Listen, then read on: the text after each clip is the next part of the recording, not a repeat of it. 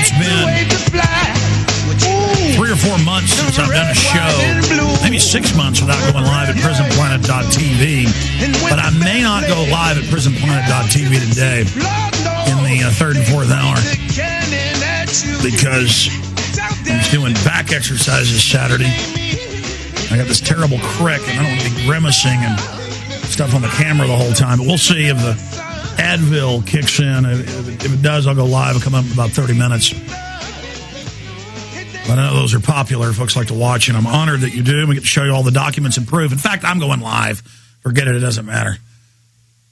Maybe somebody can find me more than one Advil then, and that will knock this out. Of course, maybe I'm mentally ill. Maybe I'm imagining that. You know, I mean, if I get arrested for my political speech and then I say that my rights are being violated, they put me in a psychiatric facility because there's no such thing as government oppression. In fact, Doc, I'm kind of cold calling you on this, but I've read them in the past. There's scores of new designations in the last decade where if you don't trust the government or you think you're being oppressed, it's mentally ill. So I guess if I don't like these FEMA camps or I go out and photograph one, I've got to go to the mental institution because it's crazy to not like the FEMA camp. Well, I mean, the core dynamics of incarceration in a psychiatric facility include the idea that one is somehow a danger to yourself or others, and that's often indicated by the notion that you have a so-called delusion or hallucination. In plain speech, if you want to translate that, that means a false belief or a vision that someone else is not seeing. So that can be used with anything, and that can certainly be used, like you said, with the woman who had the belief that the military installation was going to be an internment camp. That could be declared a delusion, and there you go. Because it was on an official government list. Yeah. And so, sure, that's the basic dynamic. That's the thing. I had the FBI here last week with some subpoena over some trial I'm supposedly going to have to go to. Not a trial of myself, somebody else. But I was saying, look at Eco-Science by John P. Holdren about forced abortion, forced sterilization, and planting us with drugs, time-release sterilants and other. And I said, look, and they wouldn't look at it. Because, see, to them, I mean, who's really living in delusion, Doctor? Yeah. Well, that's called denial. You know, that's a mechanism called, you know, I see the world the way I want to see it, and I won't look at anything else.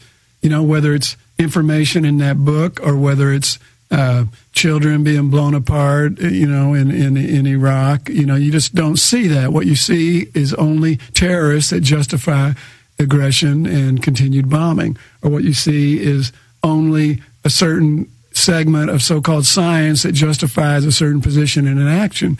And you've had it used against you. You have the wits and wherewithal and resources and support and friends and family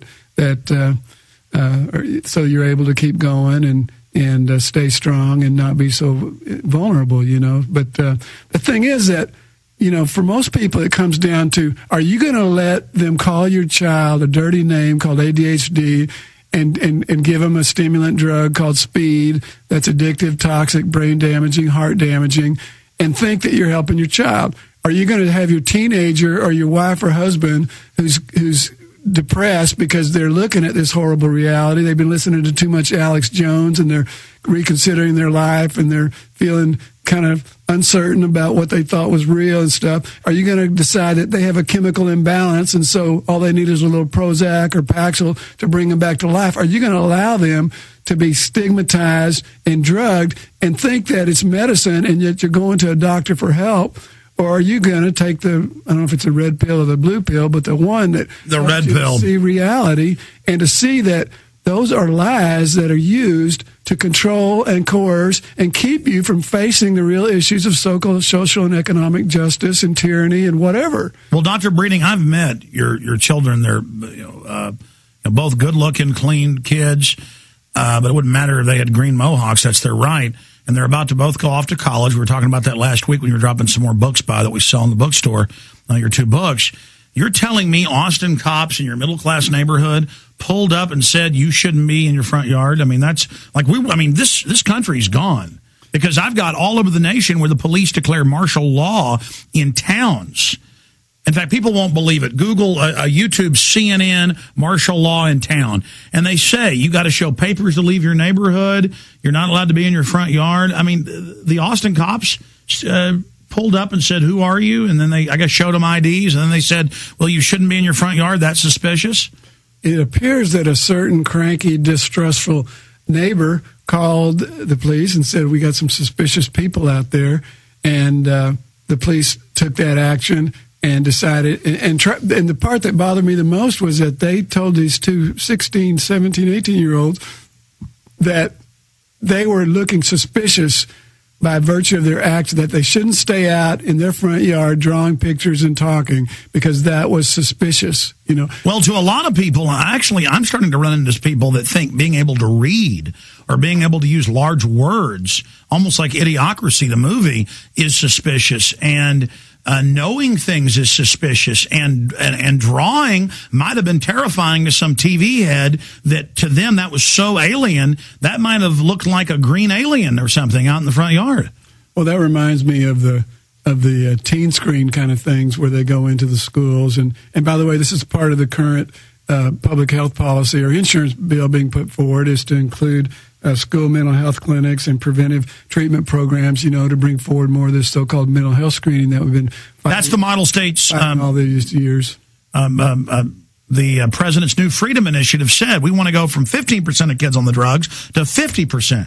Yeah, that was Bush's New Freedom Initiative, and now Obama's insurance plan includes these school mental health clinics and preventive treatments that bring more and more of this mental health screening forward as well. So it's like you talk about a lot. You know, it's not about whether it's a Republican or a Democrat who's president. It's about this basic policy push towards more and more expanding of anything that's going to support a basic corporate dynamic. That's right. It sounds good if they just gave people insurance. That would be, you know, socialism. But if an angel was administering it, it might work.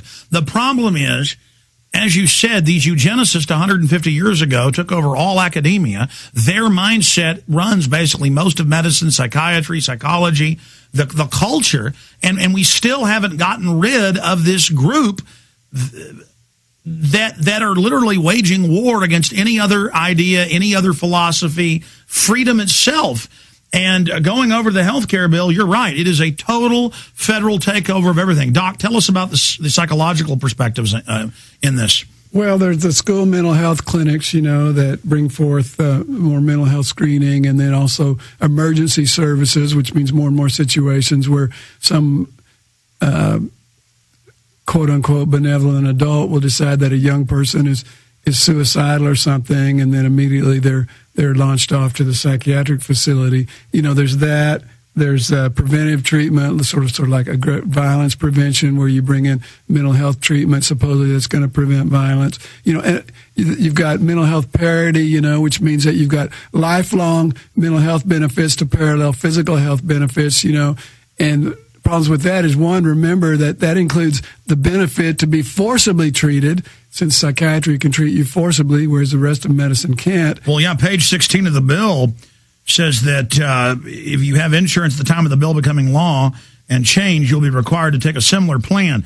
If that's not available, you'll be required to take the government option. And under that, when you go in to get the free government health care, they also make you do a psychological screening, just like the Head Start program now. The kids get 3 CPS visits a year and start trying to get them into the system. So, see, they're saying it's free, but it's really a way to get you into the system. Any kind of quote-unquote screening, I mean, vision screening is one thing, you know, or hearing screening is one thing. But anything that's in the realm of psychological, psychiatric, mental health screening is dangerous. Because the drug companies write the policies, they have an initiative, an incentive to get you in. I'm sorry, go ahead. Well, that's exactly right. It's basically mass marketing for the drug companies. But the other part is that you have to understand that psychiatry, even though it's a branch of medicine legally and structurally, is not valid medicine.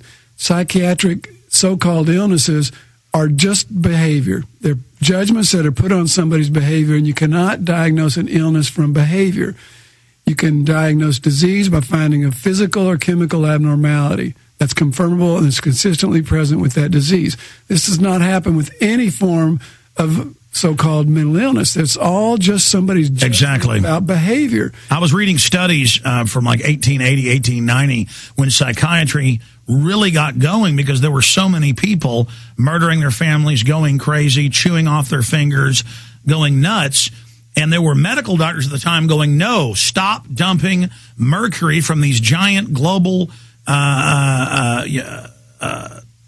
industries where they were making plates and painting lead and mercury dyes on them, where they were making mass tanneries, where they were dyeing hats. Mad as a hatter, that term. The point is, England was supplying manufactured goods to the whole world at that time. It was the industrial center. Germany was just starting to rise, but most stuff was getting made in England. And so they were dumping it in the water supply, and large portions of people were chemically going nuts because they had mercury and lead and all this in them.